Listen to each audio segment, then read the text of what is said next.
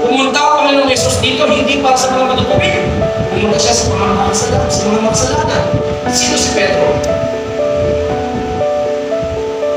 Makapin. Pinili ng Diyos. Sino si Levi, si Mateo? Kurak. Pinili ng Diyos. Diyan na ba tayo? Sino si John? Sino si James?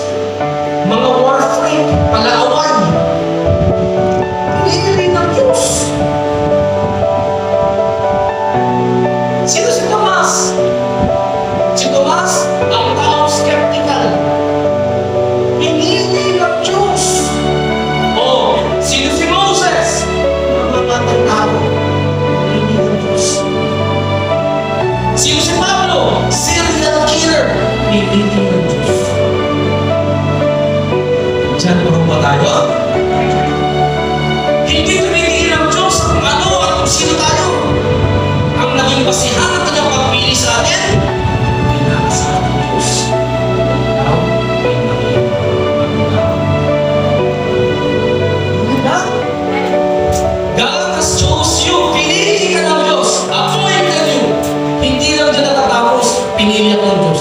In-appoint ako ng Diyos. Hindi dyan natatapos. Ang pagkakatawag ng Lord sa atin.